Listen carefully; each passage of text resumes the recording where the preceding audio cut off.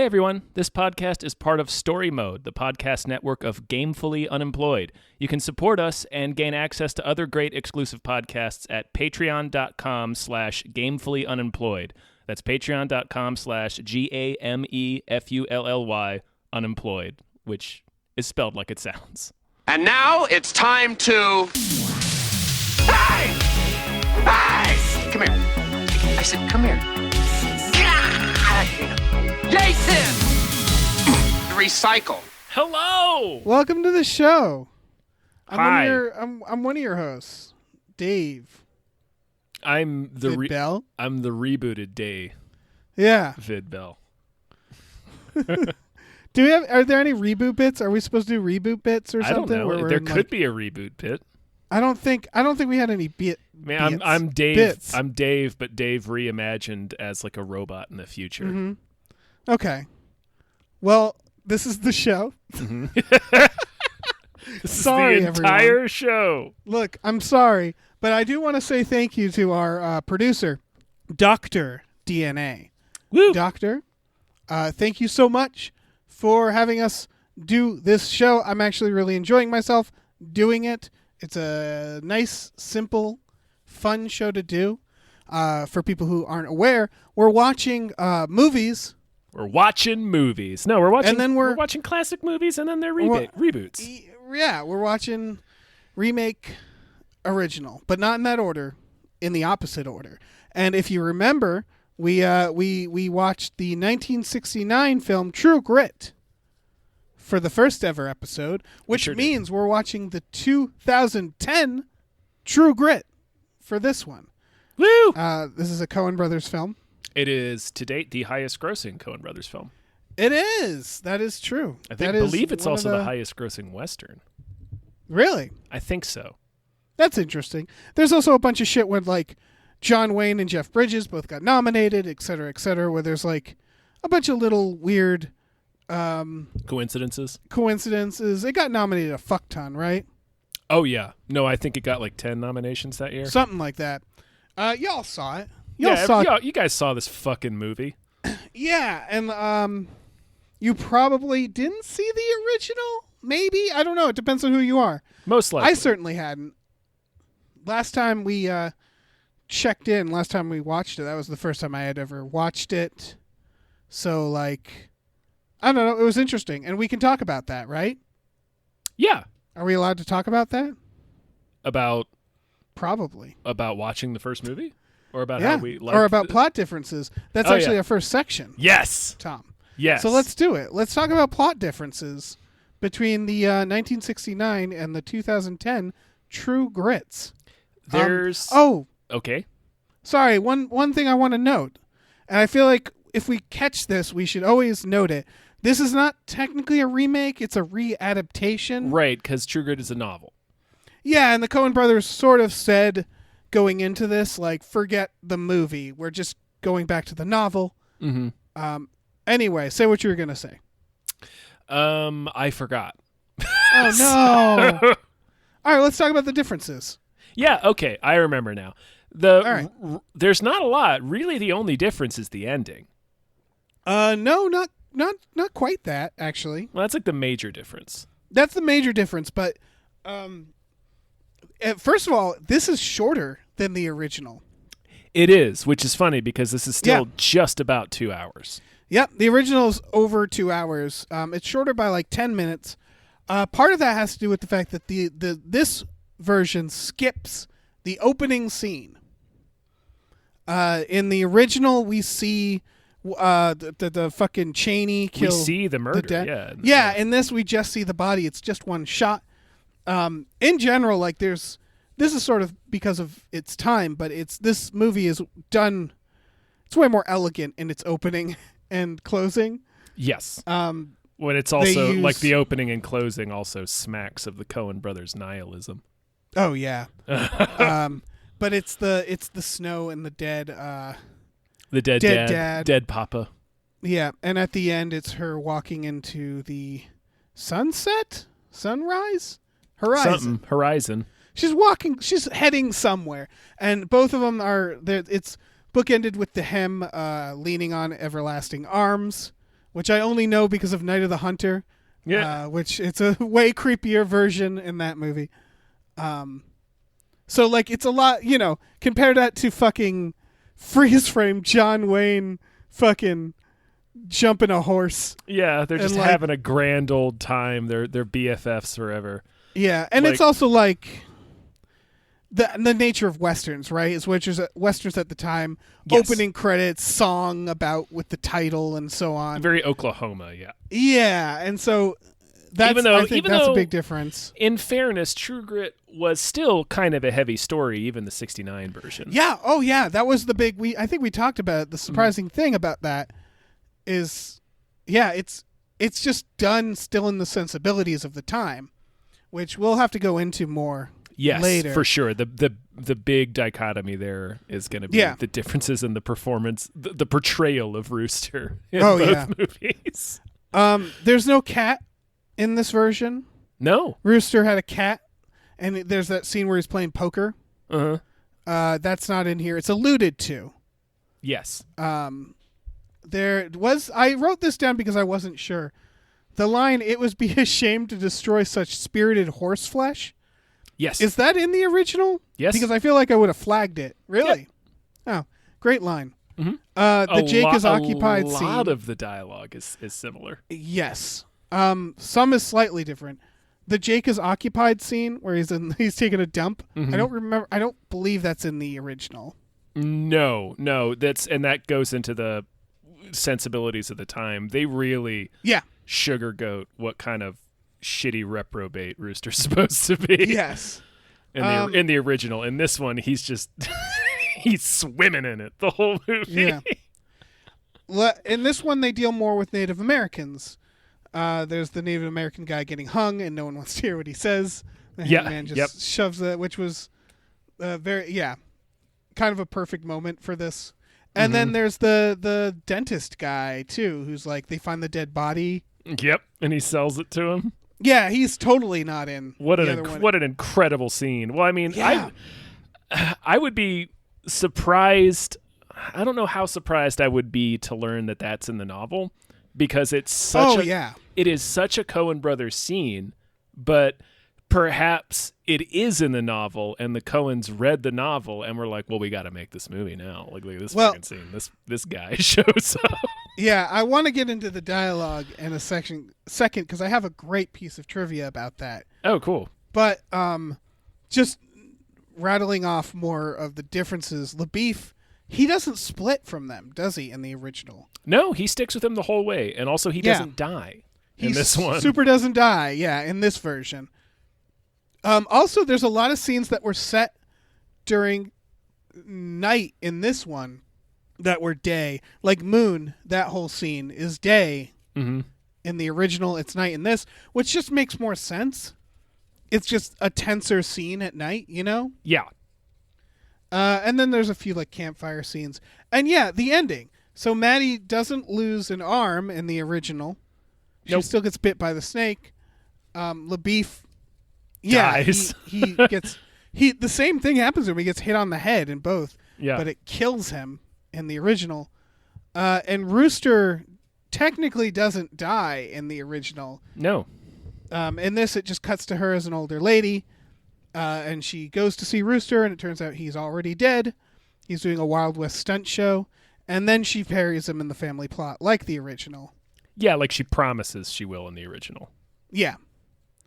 Yeah, those are the differences I spotted. Mm-hmm. Those are pretty much it. Yeah. What I wanted to note is that apparently when Roger Ebert reviewed Raising Arizona, he thought that the Coen brothers' dialogue, he criticized it. He didn't like it. Mm-hmm. He thought it was like he understood what they were doing, but he didn't like it. And he gave an example of where that dialogue does work.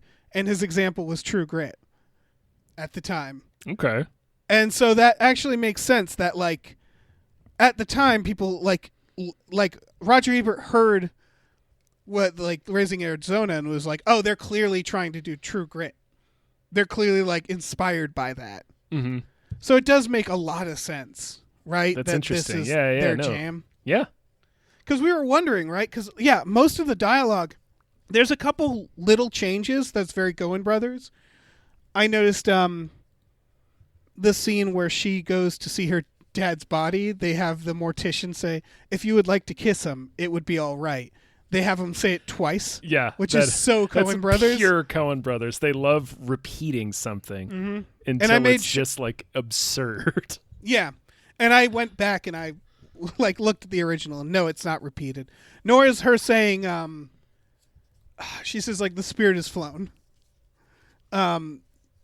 as like a reply to not wanting to kiss him. Yeah, that's like the dialogue is a bit different here and there, but for the most part, it's almost identical. Which that must be like every Coen Brothers movie. It's very, very clear that they love language, they love dialects, they love the regional speech. They love language and how different people from different areas of the country and the world speak.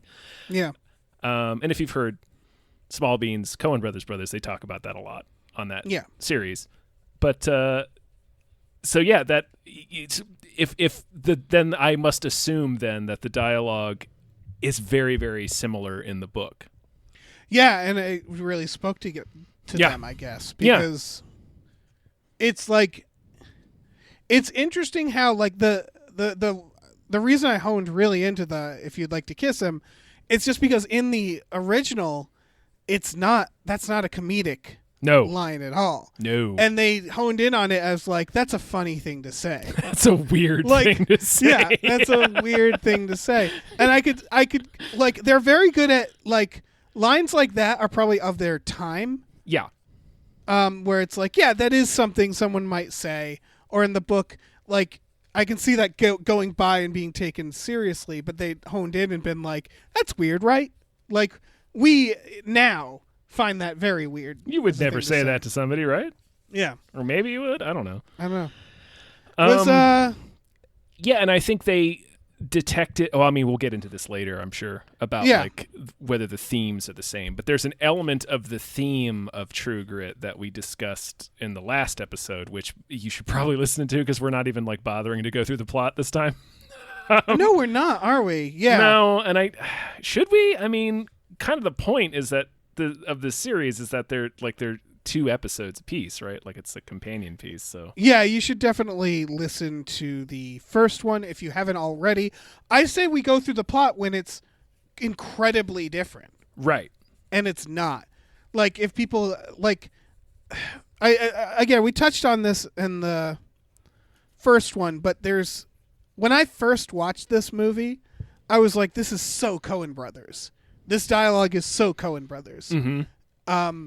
The courtroom scene, all that, and it taught me something. Carol, I'm not even sure. Or shot.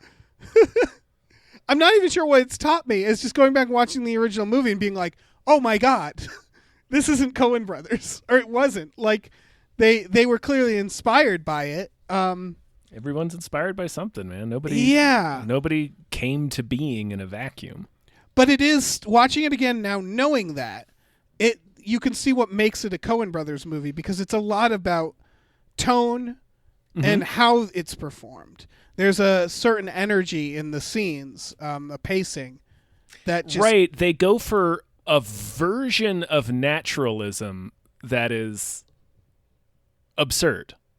Yeah. Which seems like opposing ideas, but that's like the Coen Brothers. It is. It's the Coen Brothers. It makes a lot of sense when you step back from it and think like what makes their scenes work is that like, the dialogue matters, but it really has a lot to do with how it's said.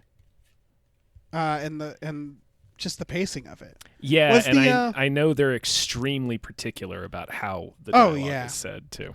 Was the animal Michael Winslow in the original? I don't think so. Yeah, that guy threw me off.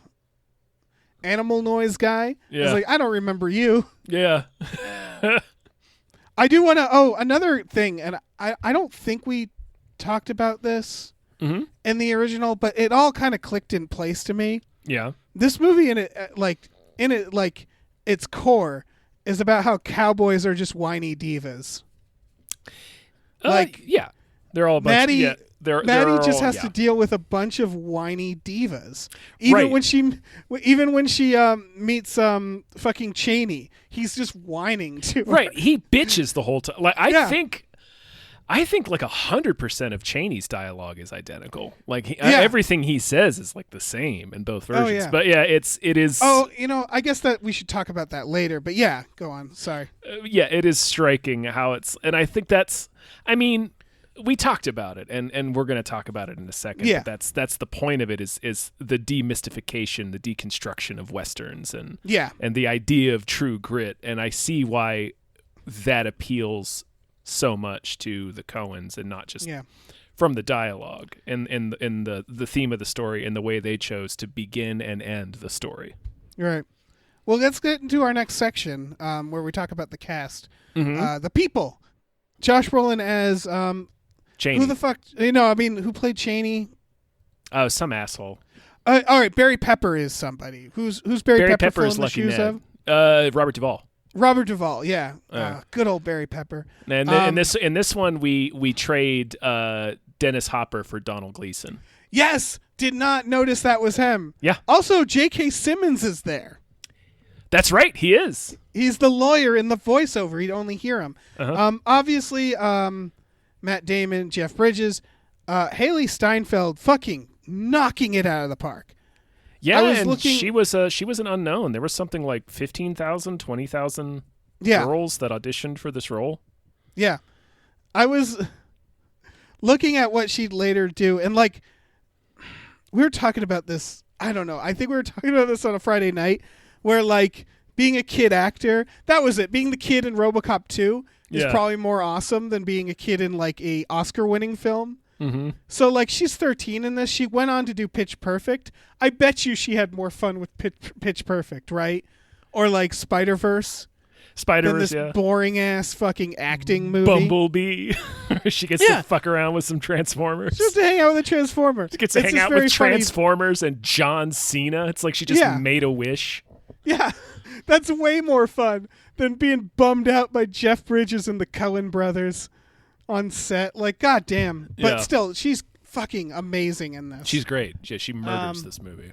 Yeah. Jeff Bridges, of course. Jeff Bridges is great. Yeah, he's really fun in this. Yeah. I found a note that fucking Matt Damon, did you notice his cowboy hat? No. It has two buckles on it that form a B, as in the Boston Red Sox. You fucking Boston motherfucker. These Boston shitheads. Gotta have that in there. I don't know where to discuss the costumes, but big upgrade. Like Maddie, she's dressed like the fucking Undertaker in this. Yeah, she looks cool. Yeah, the other Maddie. The production design in this movie is great. Oh yeah, like the original Maddie had like a bowl cut. Also, she was actually 13. The original Maddie, who's the name of the actress. She was an adult woman. She was like 21. In her 20s. Yeah. Yeah. So for that reason, they couldn't film much with Steinfeld. I know that. Mm-hmm. I know they needed a double. It's like for good reasons. Like we can't really like film with kids that much. You can't film with them like at night. They have to like go to bed. You know? Yeah, I'm sure everybody listening to this podcast knows, but there's very strict rules about filming with children. Yeah. Again, she was probably like, "Oh, this is so fucking lame." I don't know, man. Well, yeah, I don't know. I assume child actors enjoy acting, but they must also enjoy being a child too, right? I would assume, yeah. Yeah, I'm sure for them it's all fucking awesome. Right, you're just going to play and getting to play with Jeff Bridges. Yeah, it's Matt Damon, too. Yeah, and Matt Damon. Yeah. It's like all of her scenes pretty much are with either Jeff Bridges or Matt Damon. Yeah, no, that's amazing. She's peaked. That's the thing is like, when is she ever going to get to do a movie like this again? It's going to be all fucking pitch perfects from here on. So good on her for fucking starting, like knocking it out of the park. First thing. Yeah. Immediately. Killing it straight out of the gate. Incredible. Anything else you want to talk about the actual people? I feel like we we're going to talk about their performance next. So, Okay, yeah. all right, let's go to their performance. Okay, so the big question, which I think we started to talk about. I should have probably listened to that episode. No. We started to talk about, well, whether or not we did, which is the better version of Rooster Cogburn.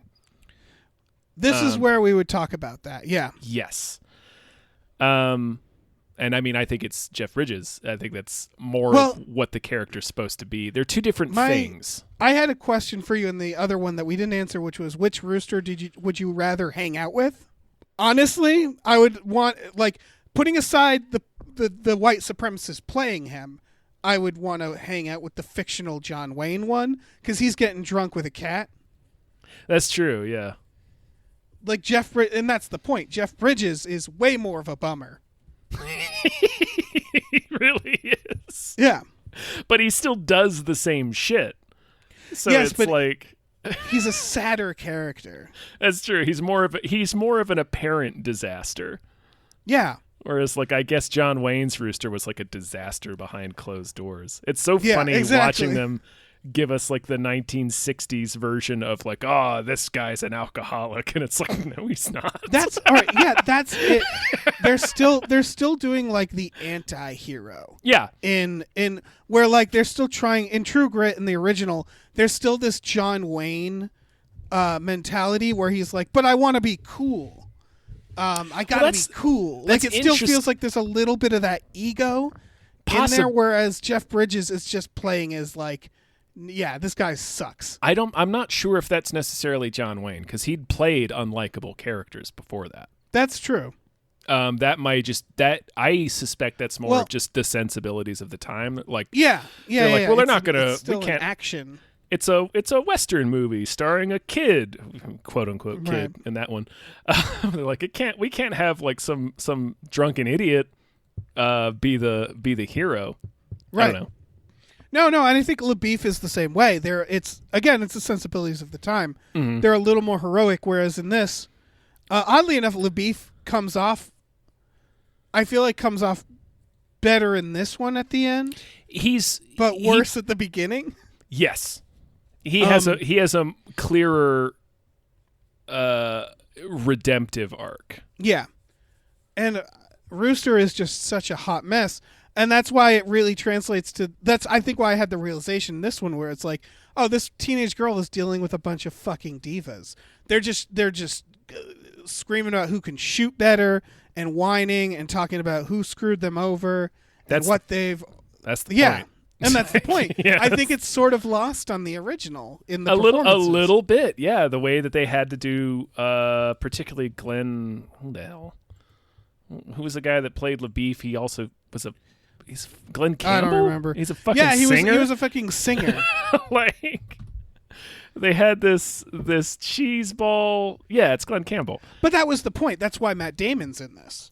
Right. He's supposed to look like the Western hero. Yeah, exactly. And then he's sort of shitty. And then he sucks. Yeah. I feel like that's way more in the book, and then it was adapted, and like the studio system at the time just didn't have the ability to do what the book was trying to do. You know what I mean?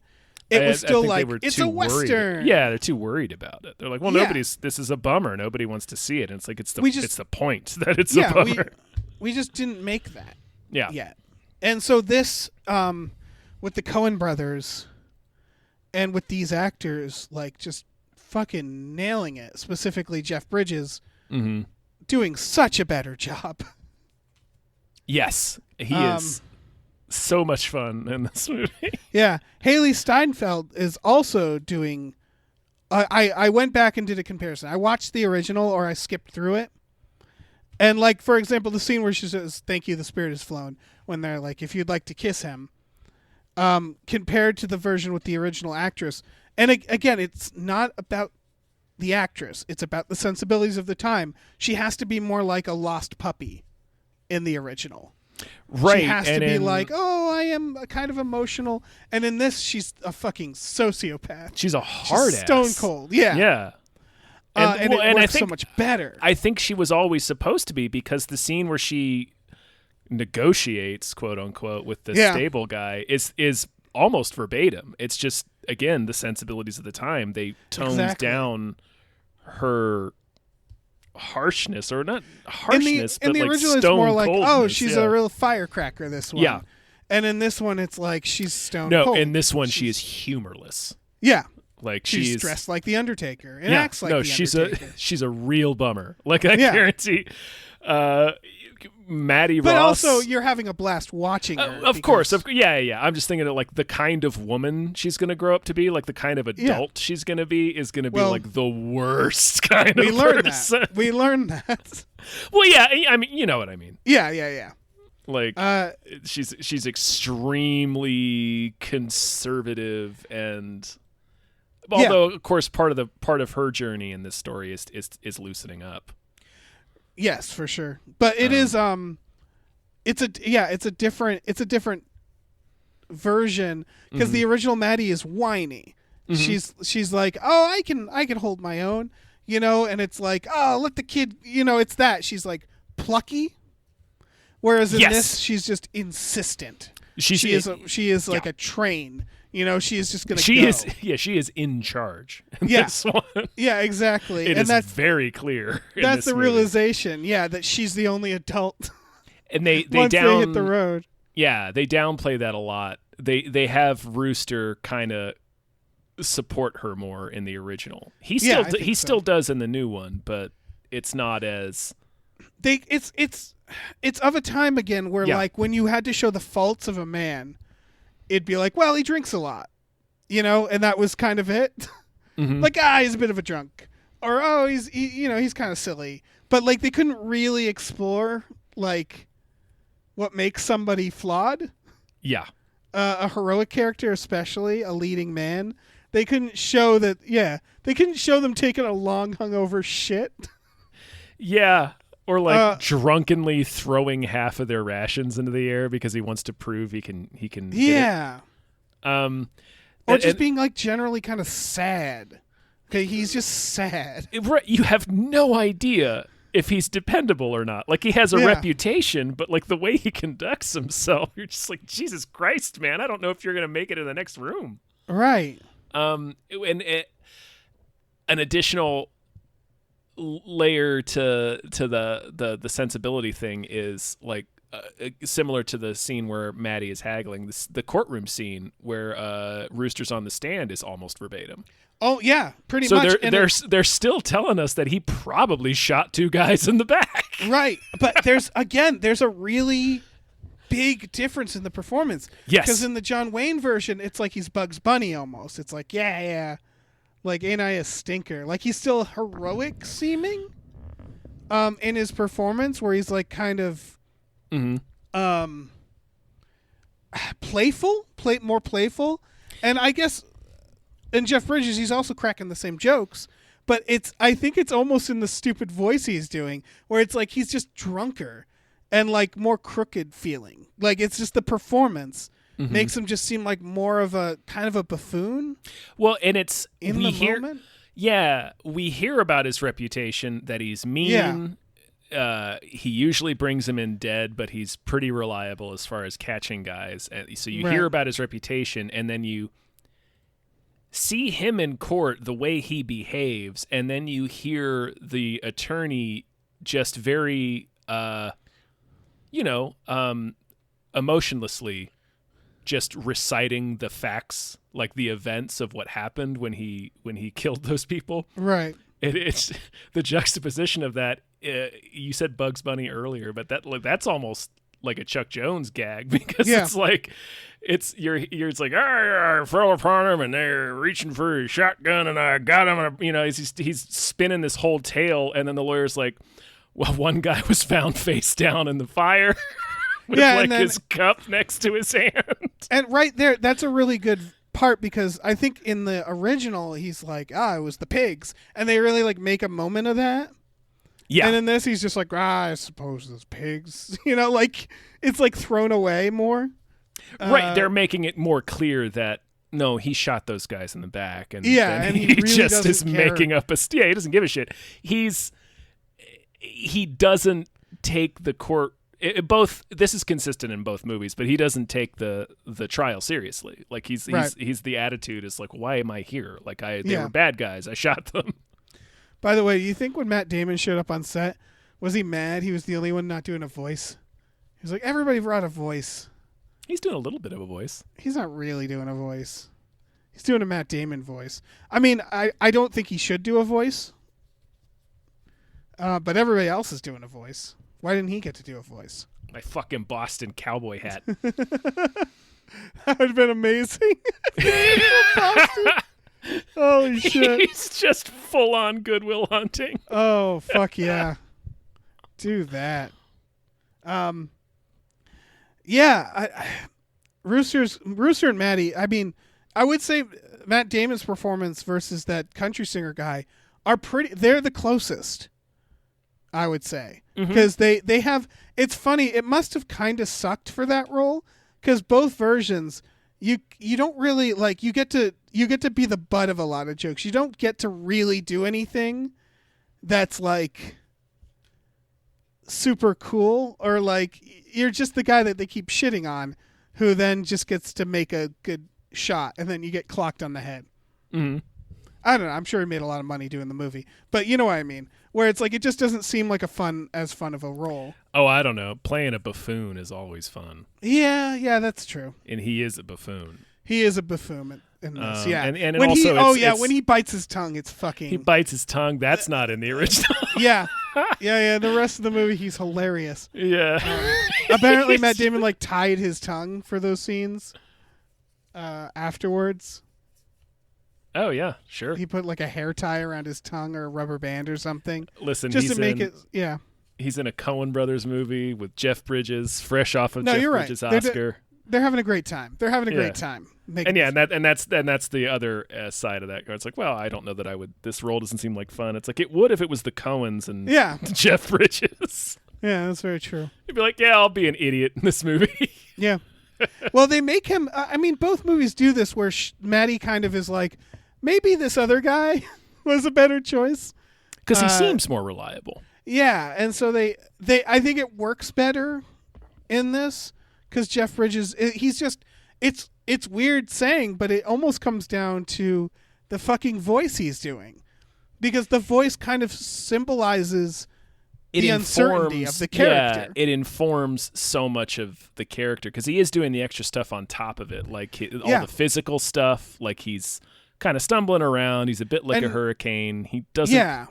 He always seems like he doesn't quite know where he is. Right. He's not really emoting quite well. He not seems, correctly. Yeah, he seems confused and hard to communicate with. Whereas the John Wayne version, he's still just sort of John Wayne. He's John Wayne with an eye patch. Yeah. It's By the way, the eye patch is on the other eye. Did you notice that? No, I didn't. Oh yeah, they switch eyes for the movies. Weird. Yeah. But yeah, like it just. What eye is it on in this one? I don't know. I think it's. I'd have to look at a picture. I think it's his left one in the His original. left. So. Yeah, it's his left one in the original. All right, that's the right one. Yeah, it's the right one in this. I'm looking at a picture. Which eye would you rather lose? Do you have a favorite? Not really. Yeah. No, wait, no. My left eye. My left eye can go. Yeah, I'm slightly blinder in my left eye. So that's the weak eye. But yeah, it just, I don't know. It works better for all the reasons we said. Yeah, and it's like if you're Matty Ross in the original and you're choosing between John Wayne with an eye patch or Glenn Campbell, you're gonna pick John Wayne with an eye patch. Right.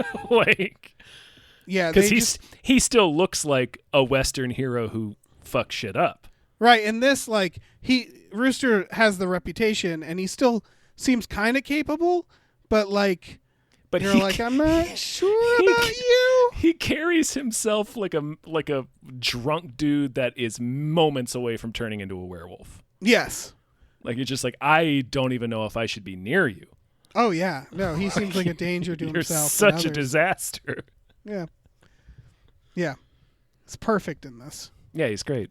Well, all right. Do you want to talk about the overall movie, the purpose of the movie?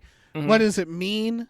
The True Grit stuff and how it's different in the two movies. It is different. It is different. I think. Okay, I want to talk about the ending. Yes, Because the ending is the biggest different thing, right? Mm-hmm. Yes. And Maddie grows up to be fairly rigid and Rigid, on her own. That's the word I was looking for earlier. Yeah. She's on her own. She seems lonely. She wants to connect with Rooster one more time. She's explicitly a spinster, too. She never married. Yeah. And she's passed him by. He died. He died. There's a sadness to it, as opposed to the original ending, which is, I'm going to go do Wild West stunt show. Yeehaw! Freeze frame. And so combine that with the fact that they're clearly both supposed to be the characters that the title's talking about, right? True Yes. Grit. Like, it's still, I think that still stands where it's like you have three characters. One is really old, one is really young, one is able-bodied, and the able-bodied, like, the heroic seeming guy is actually the least effective. Mm-hmm. And so this is showing that there's a certain sadness in that life. That Rooster was a lonely man, and so is Maddie. Right? I think that's part of it. Yeah. Yeah. What would you say is the meaning of the ending? Well, I think... Yeah, I don't think that's all of it, mind you. Definitely, it's definitely the same theme, in the what is true grit and what is true character and the nature of virtue, et cetera, et cetera. We talked about all that stuff in the last episode. And I think that's still the same here, but the Coens are gonna be the Coens. So I think with this ending, what they're saying is, yeah, all of that stuff, and also it doesn't matter. Right. Like, yeah, it does. It's kind of what we talked about, right? Because we were talking about how the True Grit thing was kind of a lie. Yes. That it's like, oh yeah, there's like better people, and it's like, no, it won't look or feel the way that it's supposed to. Right. And it won't. Yeah. So that's why, like, you have the guy, a heroic looking LaBeef, who's actually just a blowhard, and then the fucking shipwreck that is Rooster, who is actually really good and like a pretty guy of pretty strong character. I think there's also, it comes out a little more clear in this. It's that people can do heroic things. That doesn't make them heroes. Like, they'll have these moments. Mm-hmm. And that's kind of what Rooster's moment at the end is. And it's not even that heroic. He has to kill a horse to do it. But saving Maddie. I mean, he runs her the rest of the way back on foot. Yeah. Like, it's pretty.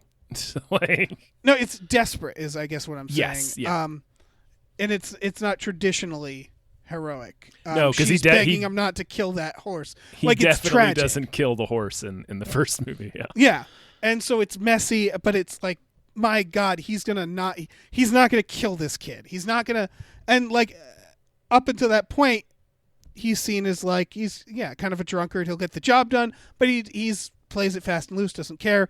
So he's probably never really been a hero. And I feel like that's lost a little on John Wayne's performance. Yeah, because again, the scene where we're explicitly told that, the courtroom scene, is it plays out so differently in the John Wayne version. Yeah, it does. It's again, it's like more playful about the faults of this guy as opposed to treating them like, what they really are. So like, it's more muddled in general.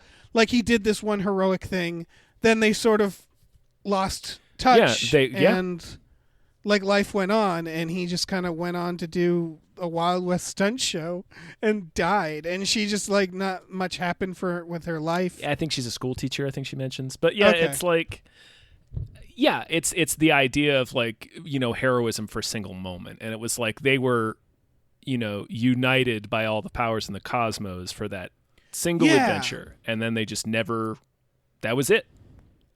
And I think that spoke to the Coens because they like to wax philosophical about how there's no real meaning behind anything. Right. Sometimes things just happen. And showing more of the picture and just like is what does that. demystifying it, and because True Grit is a story about demystifying heroism and realizing that no, anybody could be heroic. It's just Right. it's a thing you do.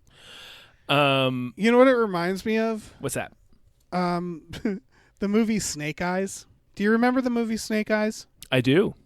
All right, I don't. Spoilers for Snake Eyes. Nicolas Cage plays like a scumbag who is pushed to do one heroic thing.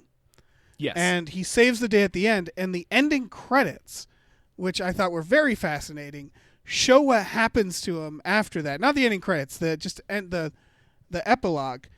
They show him being like crowned a hero, and then a bunch of scandals come out about him. And they show him like on the news, and he becomes just a scumbag on the news, like these affairs and using like the money, and like he just continued to be a villain afterwards, like a weird scummy villain. And then it shows that he's just like his life sort of fizzles out after that. And it reminds me of the same thing, which is that he does a very heroic thing, but that doesn't mean he's a hero. It doesn't mean he's like movies always end, where they're like, we caught the bad guy, credits. Or John Wayne fucking yeehawing over a fence. And it's like, yeah, but what is the progression of that? I hope that's how I die. I hope I yeehaw over a freeze frame midway through a yeehaw over a fence and just exit this world. I at least want a horse involved. But a horse and somebody exclaiming yeehaw. Yeah. It's almost a cracked observation, which is that like, but when the credits end, but the movie, the lives don't end, like it's going to keep going, and it's not necessarily going to be good. Like at the end of a horror movie where someone's like, we got away from the ghost, and it's like, yeah, but a bunch of people are killed, and you're the only surviving person. And what is that going to say about you? And the cops are here. You're going to tell them about the ghost? Yeah. Tell them that the fucking ghost killed them? Is that really what you're going to do? So yeah, it's the point is, I'm sure the book continued the story too, because books tend to do that, right? It depends on the book. I feel like that's a lot of the times people adapt books. I feel like they always sort of cut the book short from an epilogue, because books are always like, and then this happened at the end. Yeah, I guess it depends on the not book. all, man. Yes, but you know what I mean is that I feel like I know what you mean. Yeah, they have a little more leeway to kind of go way more into following action. And this was the right choice. It's the right choice for the tone that the Coens wanted. They did not want you to leave this movie feeling hopeful. No. I did not feel hopeful. I just but they didn't. They wanted the exact opposite of the feeling you got at the end of True Grit, where it's like yippee, and it's like, well, no, life is a grim thing, and here's a one-armed lady who didn't marry walking into the fucking sunset from a graveyard. But like, I don't know about you, burying the most important person in her life that she hasn't seen in decades, and decided too late to try to reconnect with them. Right. And then she says, like, I wonder what happened to Matt Damon. He was pretty hot at the time. I guess he's really old right now, but whatever. And then it ends. Go look him up. He's in Boston. Yeah, of course he's in Boston. A Boston Ranger. Yeah. Still wearing the same Matt cowboy Damon, getup. Boston Ranger.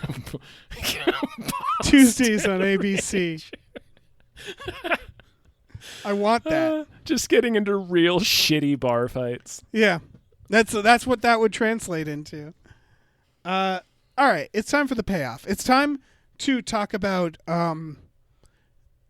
which film did it better, or do we even need to judge it that way?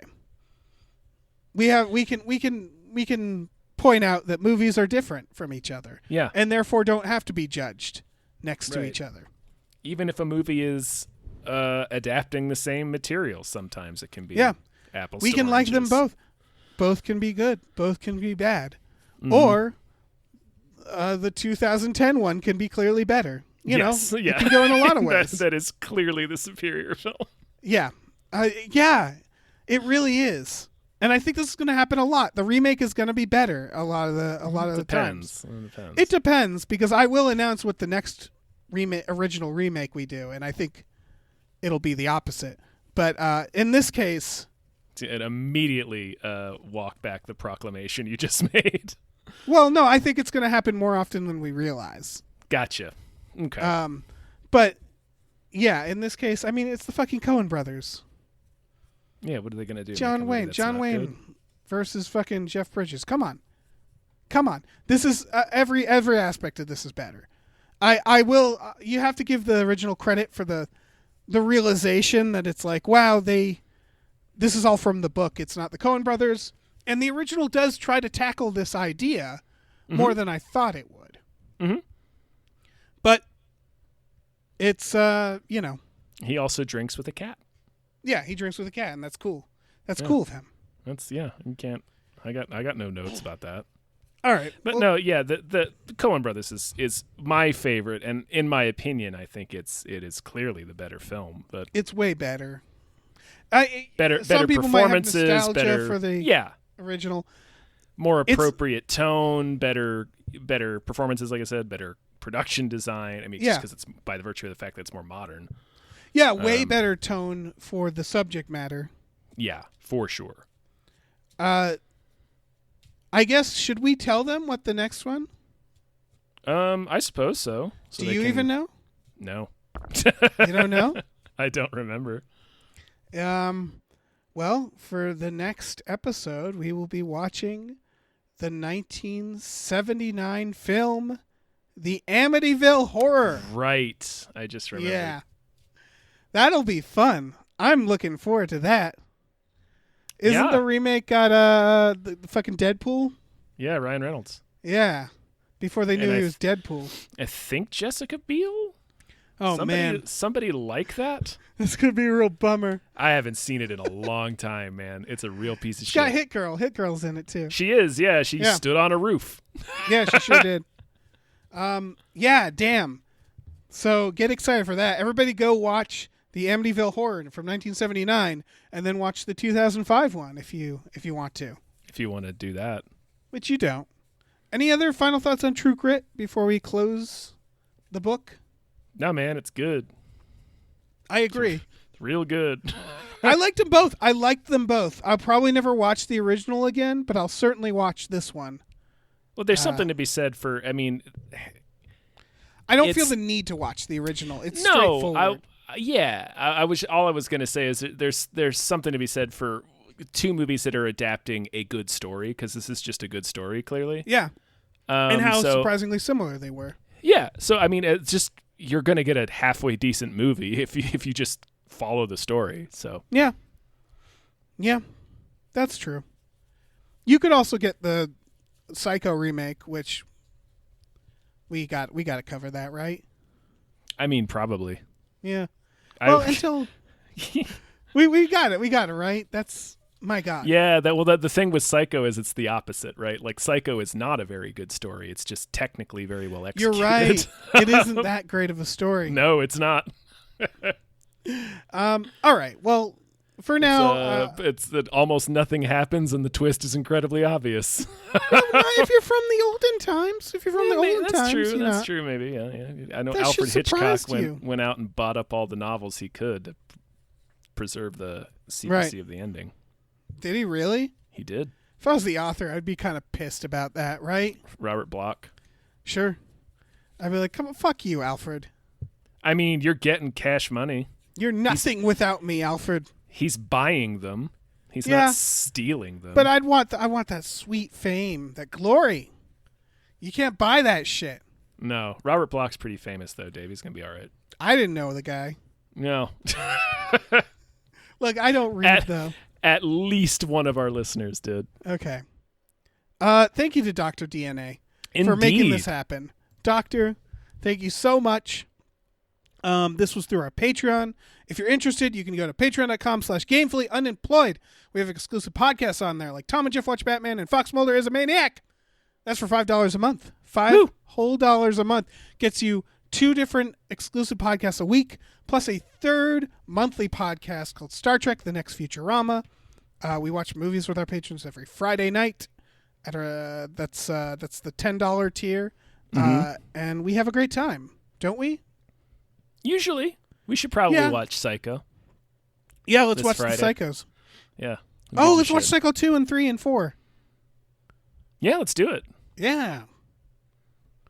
That's fun, right? Yeah. Okay. I'm really into it. Okay, good. We also have a store, tpublic.com/store/gamefullyunemployed. You can get t-shirts, masks, mugs, stickers, posters, all kinds of things. So check that out. We got Yeah. some new stuff in there for some new Mulder stuff. We do. We got some new Mulder stuff. One of these days, we're just going to have to do, like, his penis.